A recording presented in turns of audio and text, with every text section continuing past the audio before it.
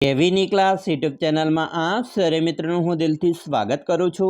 આજે વિદ્યાર્થી મિત્રો વાત કરવાના છીએ ધોરણ 3માં આપણી નવીન સ્વાધ્યાયન પોથી જે આપવામાં આવેલી છે તેમાં ગુજરાતી વિષયમાં જે મિત્રો ચાલો યાદ કરીએ ભાગ નંબર 1માં પાના નંબર 1 થી 11 ઉપર તમને મળી જશે, જેનું આપણે આ વિડીયોમાં સચોટ સાચું અને સંપૂર્ણ સોલ્યુશન કરીએ।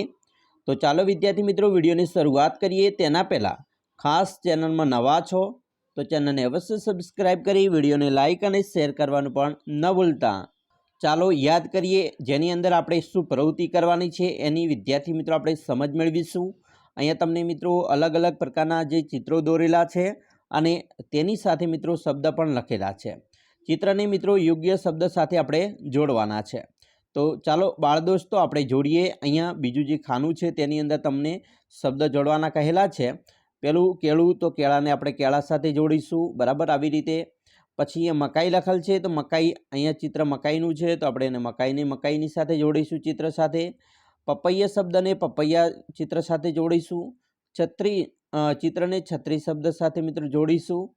तेवी रीते अहींया मित्रों गाजर शब्द छे अने आ गाजर चित्र छे तो आपणे गाजर शब्द ने गाजर चित्र साथे जोड़ीए।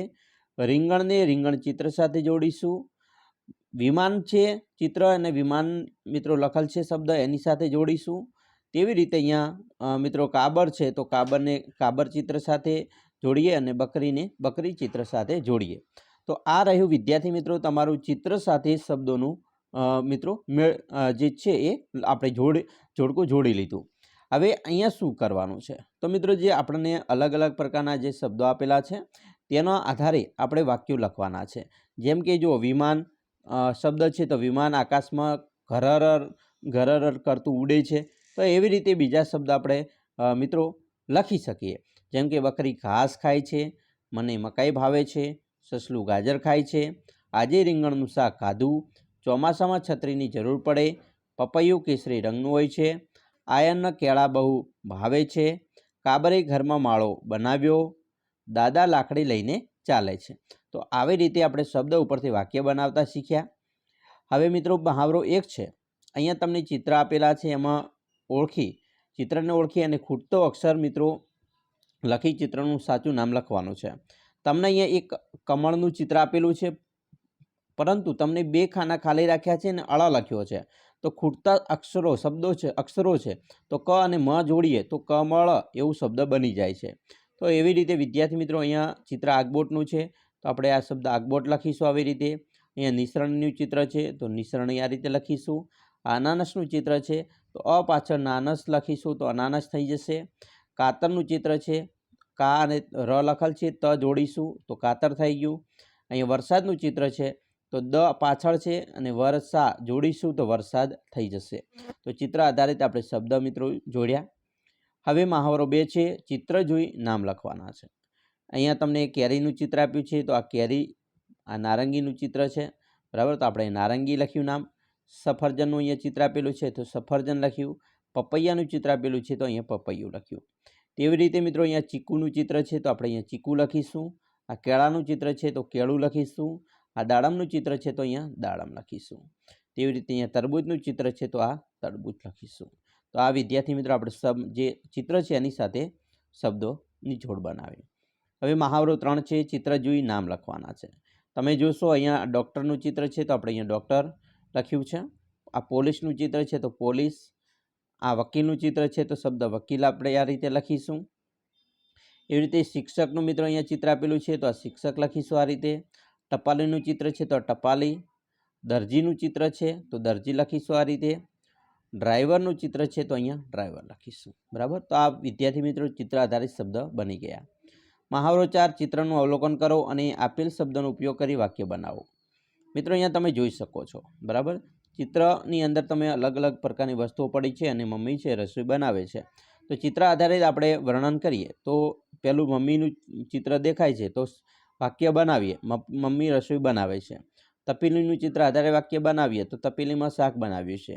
કપ રકાબીનું ચિત્ર આધારે આપણે શબ્દ બનાવીએ તો કપ રકાબી રસોડામાં પડ્યા છે। થાળી શબ્દના આધારે વાક્ય બનાવીએ તો થાળીઓ કબાટમાં ગોઠવેલી છે। ને માટલું શબ્દમાં માટલામાં પાણી ભરેલું છે। તો આવી રીતે શબ્દ આધારિત વાક્ય બન્યા। મહાવરો 5, ચિત્રના આધારે મિત્રો વાક્ય લખવાના છે।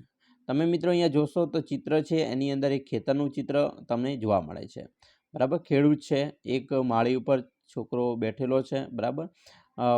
વાયરના થાંભલાઓ છે, ડુંગરો છે, છોકરાઓ રમી રહ્યા છે, એક કૂતરો છે અને એક સ્ત્રી છે ભારો લઈને જઈ રહી છે. તો વિદ્યાર્થી મિત્રો આપણે આ ખેતરનું વર્ણન કરીએ તો કે આ ખેતરનું ચિત્ર છે. ખેડૂત ખેતરમાં કામ કરે છે, બાળકો ખેતરમાં રમતો રમે છે, એક બાળક પક્ષીઓ ઉડાડે છે, ચિત્રમાં વીજળીનો થાંભલો છે, એક કૂતરો જોવા મળે છે, ખેતરે બળદ જોવા મળે છે, એક સ્ત્રી માથે ભારો લઈને જઈ રહી છે. એવી રીતે મહાવરો 6 ચિત્રને બંધબેસતા વાક્યો સાથે જોડો.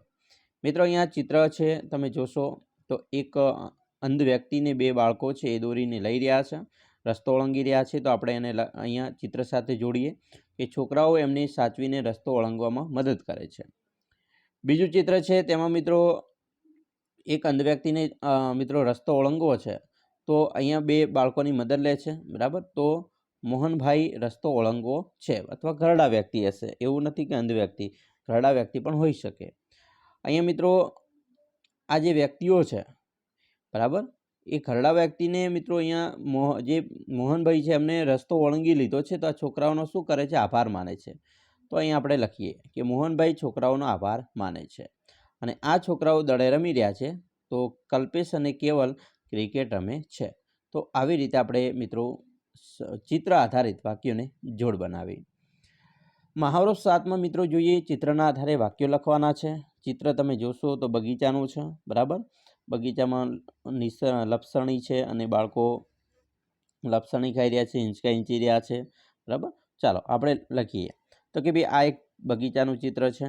ચિત્રમાં બાળકો દેખાય છે, બગીચામાં લપસણી હિંચકાવે છે, બગીચામાં ઝાડ છે, સુંદર ફૂલો ખીલેલા જોવા મળે છે, બાળકો રમી રહ્યા છે, એક છોકરી હિંચકો ખાઈ રહી છે, એક બાળક લપસણી ખાઈ રહ્યો છે, બરાબર. તો આ રીતે વાત કરી આપણે મિત્રો ચિત્ર આધારિત વર્ણન કર્યું. હવે જોઈશું આગળ. અહીંયા મિત્રો એક ફકરો છે.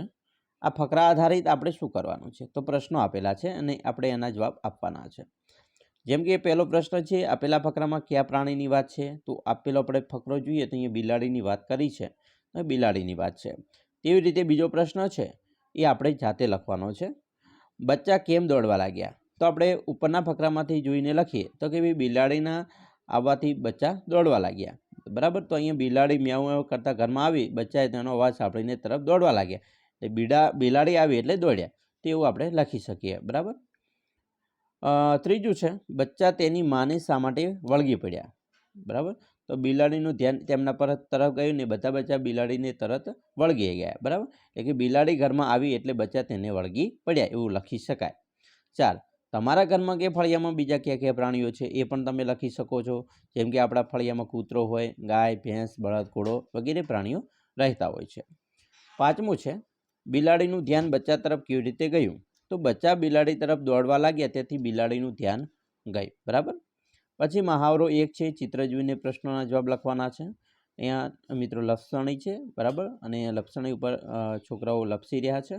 તો ચાલો આ ચિત્રના આધારે આપણે મિત્રો વર્ણન કરીએ પ્રશ્નોનું. તો પહેલું છે, આ ચિત્ર શાનું છે? તો કે ભાઈ બગીચાનું છે. આ ચિત્રમાં કેટલા બાળકો છે? તો તમે ચિત્રમાં જોઈને કહેશો કે 4 બાળકો છે.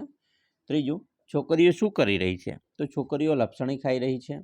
ચોથું, તમે કઈ કઈ રમતો રમો છો? તો પકડદાવ, સંતાકુકડી, આંબલી પીપળી રમીએ છીએ. 5, તમને સૌથી વધુ કઈ રમત ગમે છે? તો ભાઈ મને સૌથી વધુ રમત આંબલી પીપળી ગમે છે, અથવા બીજી ગમતી હોય તો તે પણ લખી શકો છો. મહાવરો 2, વાર્તા વાંચી પ્રશ્નોના જવાબ લખવાના છે. મિત્રો અહીંયા વાર્તા આપેલી છે કે નદી કિનારે એક ઝાડ હતું, તેના પર ચકલી રહેતી હતી, નજીકમાં એક છોકરો રહેતો હતો, બંને દોસ્ત હતા, બંને સાથે રમતા હતા. નદીમાં એક મગર રહેતો હતો, મગરે કહ્યું હું તમારી સાથે રમું? બંને ના પાડી દીધી. મગર નારાજ થઈ ગયો. એક દિવસ મગરે છોકરાઓને પગ પકડી લીધો. ચકલી બોલી એને છોડી દો. મગર બોલ્યો મારી સાથે દોસ્તી કરશો? બંને મગરની વાત માની લીધી. પછી ત્રણેય દોસ્ત બની ગયા. તો એવાના આ ફકરા આધારિત આપણે પ્રશ્નો લખીએ. તો પહેલો કે આ વાર્તા કોની વાત છે? તો મગર, ચકલી અને છોકરાની વાત છે. બીજું, મગર નદીમાં કેમ રહેતો હતો? તો કે મગર પાણીમાં રહેવું ગમે છે એટલા માટે તેઓ નદીમાં રહેતો હતો. 3. મગરે હું તમારી સાથે રમું એવું કોને પૂછ્યું? તો મગરે એવું ચકલી અને છોકરાઓને પૂછ્યું. 4. મગરે છોકરાનો પગ શા માટે પકડી લીધો? તો છોકરાએ મગર સાથે રમવાની ના પાડી દીધી એટલે. 5. ચકલી અને છોકરાઓ દોસ્ત કેવી રીતે બન્યા હશે? તો છોકરો ચકલીને ચણવા દાણા નાખતો હશે તેથી. 6. પાણીમાં અને જમીન પર રહી શકે તેવા પ્રાણીઓના નામ. તો મગર છે, કાચબો, દેડકો, સાપ, બરાબર, આ રહી શકે. હવે આપણે જોઈશું મહાવરો 3. મિત્રો ફકરો વાંચી પ્રશ્નોના જવાબ આપવાના છે. તો અહીંયા ફકરો આપેલો છે, આપણે વાંચવાનો છે અને પછી અહીંયા પ્રશ્નો મિત્રો વિકલ્પ સ્વરૂપે છે, એની સામે સાચાની નિશાની કરવાની છે. પહેલું છે, ઊંટ લાંબો સમય સુધી પાણી વગર તો જીવી શકે છે. બીજું, સામાન્ય રીતે ઊંટ કેવો પ્રવાસ કરતો હોય છે? તો રણનો પ્રવાસ. તો આપણે અહીંયા રણ સામે કરીશું. ત્રીજું, ઊંટને સૌથી વધુ પાણી પીવાવાળું પાણી કહેવામાં આવે છે કારણ કે, તો આપણે લખીશું તે એક સાથે વધારે પાણી પી શકે છે એટલા માટે. અને ચોથું, ઊંટ એકસાથે કેટલું પાણી પી શકે છે? તો 100 લીટર જેટલું પાણી પી શકે છે. જે આપણે શબ્દો મિત્રો છે, જે પ્રશ્નો છે એ અહીંયા આપેલા છે તમને આ ફકરામાં, એ તમારે ફકરો વાંચશો એટલે તમને ખ્યાલ આવશે. બરાબર, ચાલો આગળ જોઈએ. અહીંયા મિત્રો એક તમને મહાવરો આપેલો છે, વાંચો અને લખો. તમારે આ જે શબ્દો છે એને વાંચવાના છે અને લખવાના છે. જેમ કે ગરમ, તો આપણે અહીંયા ગરમ લખ્યું. ગીતા, એવી રીતે મગર લખવાનું છે. અહીંયા છીણી, ગાજર, કિનારી, વાનર, બાજરી, મેદાન, સવારે, ટેબલ, હથોડી, ટપાલી, કોતર, ચૈતર, ઢોલક, અનાળી અને ઢોકળા.